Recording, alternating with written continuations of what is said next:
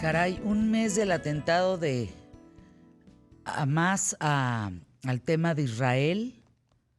Maestra Malca Novigrod, qué gusto saludarte, abogada internacionalista. Hoy se cumple un mes de este letal ataque de este grupo islamista palestino. Me estaban comentando que hay gente, esto yo no lo puedo entender, que defiende a estos terroristas, que dicen pobrecitos. Creo que es a partir de la ignorancia, querida Fernanda, ¿Qué porque pasa? o no conocen muy bien a Hamás o no entienden de qué se trata Hamás, porque Hamás no solo enarbola valores que son completamente ofensivos a cualquier persona civilizada, pero también victimiza a los mismos palestinos. Entonces yo creo que ese es un punto muy importante que hay que traer a colación. También no entiendo, creo que hemos visto muchas cosas a partir de un mes de este conflicto, ¿no? Evidentemente el tema de Israel con Hamás, evidentemente el tema de civiles en ambos bandos sufriendo terriblemente, pero creo que hay algo que también me llama la atención, que es, creo que me hace recordar un poco, hace unos años Samuel Huntington escribió un artículo y después se transformó en un libro muy interesante que se llama El choque de civilizaciones. Y él decía que los sistemas de creencias y de ideologías era una de las premisas que planteaba, que los conflictos en el mundo iban a ser por sistemas de ideologías, ¿no? Y creo que estamos viendo eso en cierta manera. Los valores occidentales del valor de la vida, el valor de la libertad, el valor del humanismo, el valor de la igualdad, está siendo utilizado para destruir esos mismos valores. Es un poco como lo que sucede con los populistas y la democracia. Utilizan los sistemas de la democracia para destruirla por adentro. Y creo que también eso es lo que está sucediendo. Está habiendo una confrontación abierta a los valores del Occidente y el Occidente todavía no sabe responder ante esa confrontación. Y estamos viendo, por ejemplo, estas manifestaciones, claro que tienen una validez de la causa palestina, por supuesto, ¿no? Pero también estamos viendo, por ejemplo, en Alemania, en muchos de estos lugares, cómo se está tratando de romper los simbolismos de esos valores que enarbolan el Occidente, ¿no? Atacando, por ejemplo, estas plegarias del Islam y imames que salen a decir que espérense Alemania, por ejemplo, en Alemania, espérense, en unos momentos, en unos años más se va a instaurar la Sharia y este tipo de narrativa que, ¿a qué viene, no? Y por otra parte, por ejemplo, en Darfur, ayer, militantes de un grupo terrorista similar a la ideología de Hamás, asesinaron a miles de africanos de una tribu a 780 y nadie dice nada. ¿Dónde están estas personas que defienden la vida y a Hamás, pero dónde están estos africanos que a nadie le importa el conflicto de Darfur, ¿no? Es algo que nunca he entendido. Creo que ¿qué es lo que crea tanto malestar? ¿Qué es lo que hace que un ser humano salga a invalidar al otro? Porque hay gente que de repente va y arranca pósteres de personas que fueron secuestradas. ¿Qué es lo que mueve ese odio? ¿Qué es la sublimación del malestar que tiene que tener una persona para agarrar un conflicto tan lejano que quizá ni siquiera entienden para ir a invalidar al otro? Ni siquiera posturas intermedias, porque no está habiendo un diálogo, no está habiendo nada. una intención. Hay bombardeos mutuos a como dé lugar. Aniquilación mutua. Y también veo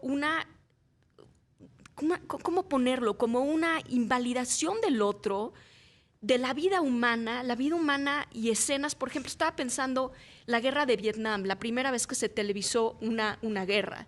El impacto que creó en la sociedad. Ahora, la verdad es que los medios han hecho imágenes poco filtradas, puedes ver todo, puedes ver la vida humana siendo completamente desbaratada de un lado y del otro, el malestar, el dolor, y no crea, es terrible, no crea ningún sentimiento. No, al crea contrario. Ningún sentimiento. Si tú ves las crea redes... indiferencia, fíjense, perdón Totalmente. que te interrumpa, Malca, yo tengo del lado derecho varias pantallas, Estoy hablando de 4 o 5 pantallas de televisión. Siempre tengo varios canales, incluido el propio para ver cómo está saliendo la señal, y tengo CNN y tengo Fox News. Todo el tiempo, sin excepción, están cubriendo la guerra. Sacan videos sin filtro alguno. Me llega a mi teléfono un video que me manda Silvia Cherem de la matanza de unos chavos en los días pasados, que yo cuando veo aquello digo, qué barbaridad. Bueno, lo vi en los canales de televisión. Ahí medio le ponen como que no se quiere ver, pero sí se ve. Sí.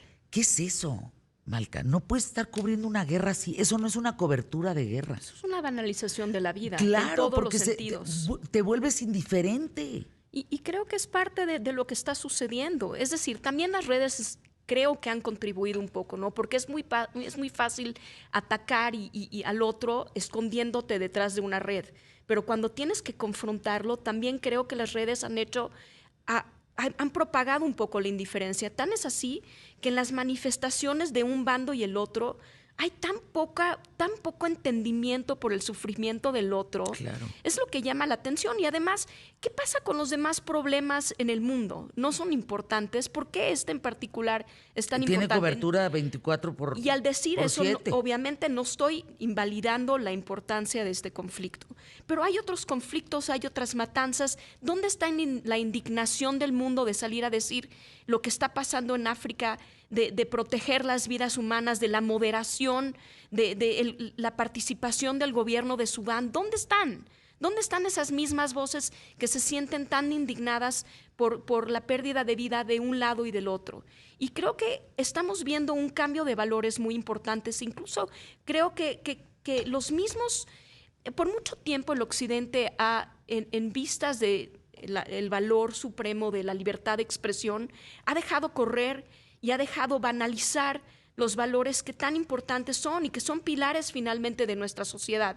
El valor a la vida, el valor a la libertad, el valor. Y estos grupos, en cierta manera, y no son ajenos, es decir, hay jugadores internacionales que, hay que decirlo, tienen una agenda clara de pegarle a estos valores de Occidente, a decir China, a decir Irán, y los proxies, que son grupos como Hamas, que son grupos como este grupo terrorista de Sudán, atentan contra esos valores con una finalidad también política.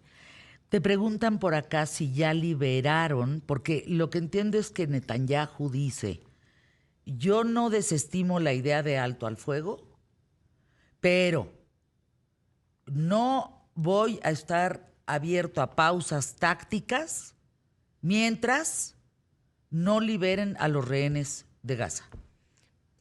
Mira, entonces es un cuento de no acabar. Sí, pero uno de los conflictos más grandes y de dificultades más grandes en esta guerra es que entrar a Gaza a liberar a estos rehenes es casi imposible. Es muy complicado. Hay túneles abajo de Gaza. Es complicadísimo. ¿Y no sabemos la condición de los rehenes? Pues es muy difícil. No sé, me imagino que deben tener inteligencia adentro para saber dónde están o tratar de ubicarlos, pero se mueven de un lado al otro.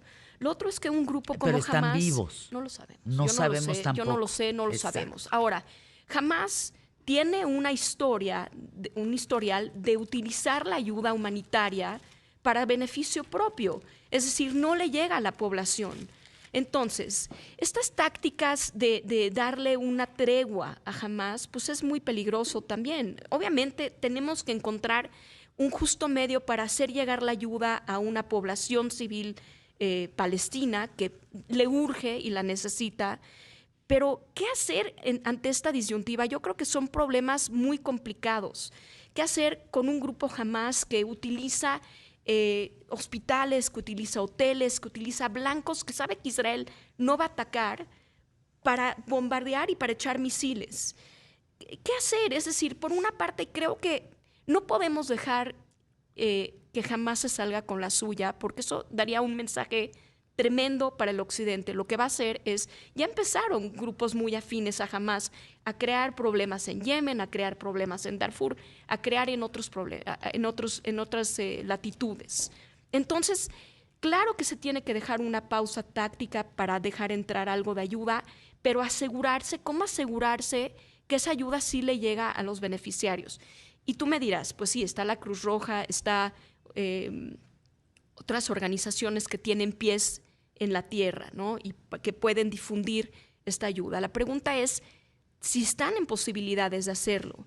Yo no lo sé, no tengo las respuestas tácticas pero lo único Es que que no quiero se ve. apuntar es que hay muchas dificultades en las esta guerra. imágenes sí, no. En las imágenes no se ve ayuda.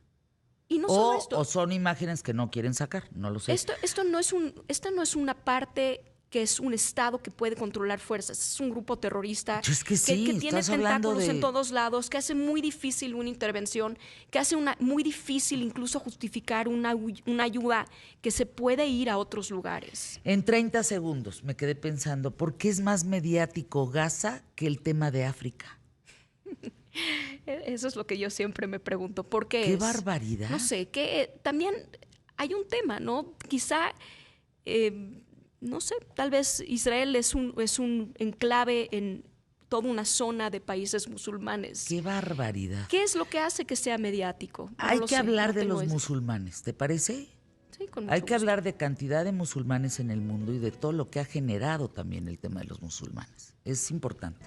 ¿Te parece? Con todo gusto.